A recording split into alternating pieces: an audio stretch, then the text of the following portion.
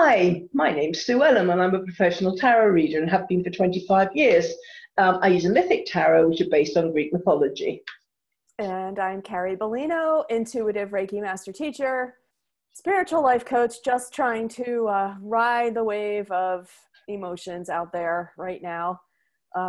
So today's word that came up accidentally because it was stuck to my hand when I did the last word, and there's no accidents, is heartbreak. So if you watched the last video, I spoke about grief and grudges being held on our chest. And a heartbreak has the same energy. And we hold on to the trauma of heartbreak like I don't know what. I just get this feeling like we hold on to heartbreak. Well, my heart was broken and I'll never trust again because my heart was broken. And you had talked, Sue, about trust in the last video as well. And the emotional, the physical damage that can happen when we hold on to heartbreak, it can be really devastating. Literally, like I've seen people have heart attacks from holding on to heartbreak. And I'm not going to dismiss heartbreak. Like, we have, as a human collective, created very traumatic situations for ourselves because we don't understand the nature of souls and energy and connections. We've disassociated ourselves from all of that. So heartbreak is very real, and I'm not dismissing the ability of humans to feel heartbreak, but to wear it as a badge of honor or as a martyr is where it can get really debilitating. To declare to everyone that your heart is broken, instead of looking at it as a traumatic event that you have chosen as a soul to experience with that other person, and whether you are a part of their lives and their journey or they're a part of yours, it is a mutual agreement, a mutual soul agreement that you were there for them or they were there for you, or you inflicted this emotional trauma on them or vice versa. This is all a journey. It's all a growth experience. It's all things that we've chosen to go through together and to learn from. And like Sue said in the last video, there are often lessons. And I tend to hate that word just because it, like, did you learn your lesson? But we'll talk about it as maybe ahas that we have to gain from these experiences. New people we have to meet, new realizations, new paths, new adventures, new life purpose. All of that kind of thing can arise from these traumatic heartbreak situations. So it's important that you feel it, that you allow the heartbreak in, that you allow the emotions to come up when they come up. I'm sad today, I'm happy tomorrow, and don't judge any of them when they show up, but learn to move through and with the situation so that you can see where it's taking you and where it's leading. So I'll be curious what the cards say. Yeah, me too. But there's also, came to mind, there's some cultures and some religions and some groups of people that honor heartbreak, like people, women, especially if they lose their husband, they're meant to wear black for the rest of their lives, or to demonstrate how much they love their husband. And if they don't, then they're judged on that. Yeah. So if you go into, I was going to say, the death of a person, and what fell out was a death card. Of course. Yeah. and if you don't cry at the funeral, then you're judged for that, and people get, as you say, get sick through holding this heartbreak. Plus the fact the person they're feeling heartbroken about, sometimes they forget all the negative things, all the kind of not so wonderful things about them, and they suddenly become this kind of saint over time. Okay, heartbreak.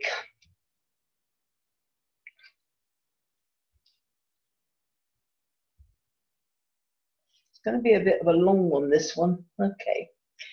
Right. We're starting off here with the Fool. And with the Fool, it's like heartbreak becomes a comfort zone. It can protect you. You know, for instance, if you've lost a partner, you know, your life partner, soulmate, whatever you want to call them, there's a comfort in holding on to the memory of them, because it means that it gives you an excuse not to go out there and love again, you know, be vulnerable. You can wear heartbreak as armor, like saying, oh, well, you know, nobody will ever live up to this person, for example. So to let go of heartbreak is coming out of your comfort zones and jump off of the cliff into the unknown. And sometimes you're judged for that.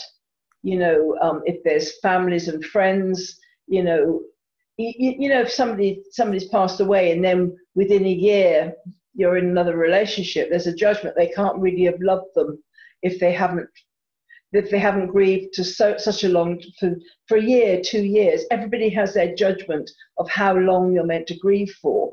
But you know, if from my perspective, there's no such thing as death.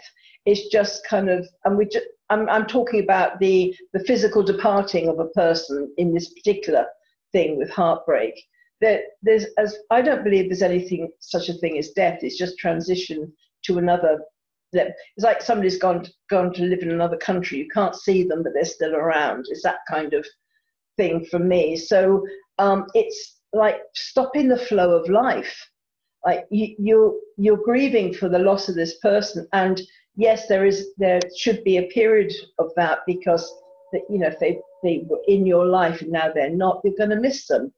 But you're not meant to stop living and put your life on hold for ages and ages. You're meant to get on with your life, because they're going to be around when it's your turn anyway.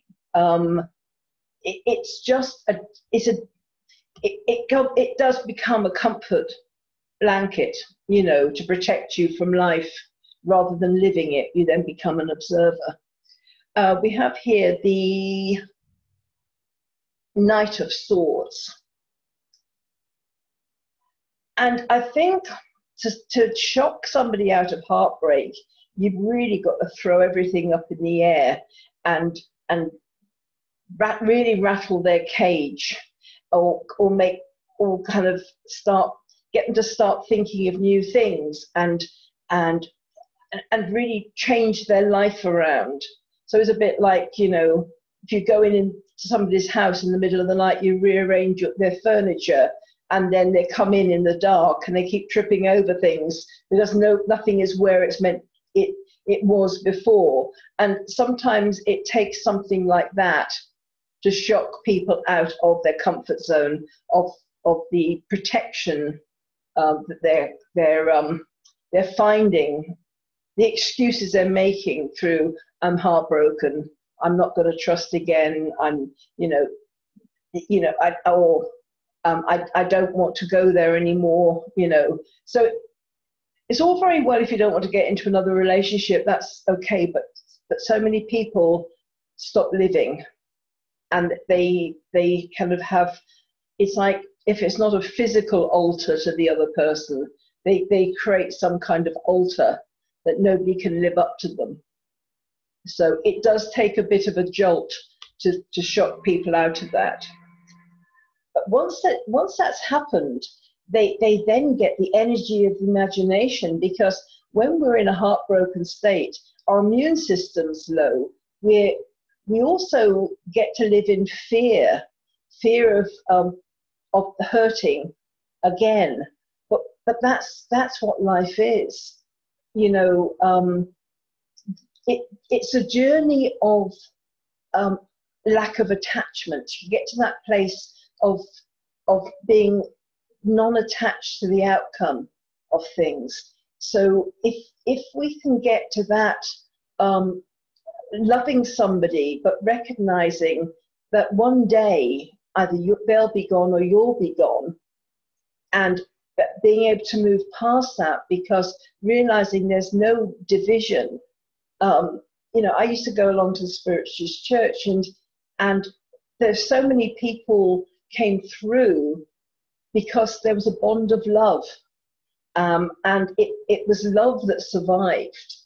You know, the physical body never does, but love that survives. So if people can just look at it from a non-attachment, that we're together for this period of time, and make the most of this period of time. And it could be 60, 70 years. I mean, it doesn't have to be a blink of an eye. But then when the time has passed, then we move on. And then we have new imagination and pursuit of a vision, and there's new energy in this. But it does mean we have the Five of Pentacles here. It does mean walking away from things that no longer serve us. And heartbreak doesn't serve us in the long term, because hearts can always be mended if we have the will to do it, if we haven't got into a habit. So it is being prepared to walk away, begin again, and then reorientate ourselves. It can cause a lot of inner conflict. With heartbreak, it causes all this inner conflict, and we're stuck, you know, and we don't want to listen to anybody. We don't let people in. So even when we start starting letting go of it, sometimes people will try and bring you back, because when you're heartbroken, you're also weak. You're also more easily manipulated as well. You can get manipulated by guilt. It's like, how can you go out on a date? Have you forgotten your partner? Haven't you forgotten the wonderful relationship you had? How can you go there? You know, or remember so and so betrayed you. How can you risk again? Why not just stay indoors and watch television? It's safer. So there's always people that are going to try and bring you back, because then they could have their own agendas to keep you in a state of, you know, maybe gratitude for them being around, or that they can manipulate you in one way or another. I mean, it's not always a conscious thing, but it's like, I don't want, you know, I've got used now that she or he is kind of staying in their comfort zones and all heartbroken. I've seen more of them, and I don't want them to go out and meet new people, make new friends, have new relationships, because then they'll leave me. So there's so many human emotions that go around it. So if guilt is thrown at you, and you're felt, it's like you've disloyal to the other person, if you're not heartbroken anymore, then it causes a lot of inner conflict. But the end result, which I was taking all these cards to find, it's the sun. And the sun is a lot of enthusiasm, excitement, knowing your road. Because whatever form heartbreak takes, it's meant to, lesson. It's meant to teach us something. It's to become more self-reliant, to trust that there are no mistakes, that there's a reason for everything happening. I know that's very, I know a lot of people don't like that comment at all. But there's a lesson to be learned in everything, put it that way. So even if something really bad happens, there's a lesson to be learned, but it's all a spiritual journey. And it's all about us being able to be strong within ourselves, so that even if everything is taken away from us, we can survive, we don't, and we can flourish again, because we have that kind of strong inner spiritual core, that we know that it's just life, and life throws all sorts of things. I said I've got somewhere around, I've got like a tapestry thing, which I don't know where I got it years ago, but it says, it's not life that matters, but the courage with which we face it. And I really love that saying, because if we can just take what's broken our heart and look at and try and grow from it, learn from it, and realize that, you know, we still have our life to live, and we don't want to look back in regret at the end of our days and said, oh, if only I hadn't grieved for 30 years, I could have done so much with my life. You know, so if you can let go of the grief and but hold on to the love, and then off you go onto a new path with lots of enthusiasm and excitement. Those are the cards. Thank you. That was super uplifting. Appreciate it. Yeah, interesting how they went, but we're meant to be joyful with a few glitches along the way, you know. For sure. We all get them. So anyway, that's all I'm going to say on the matter. So please like, share, and subscribe if this was meaningful for you, and we look forward to seeing you again. Yeah, bye.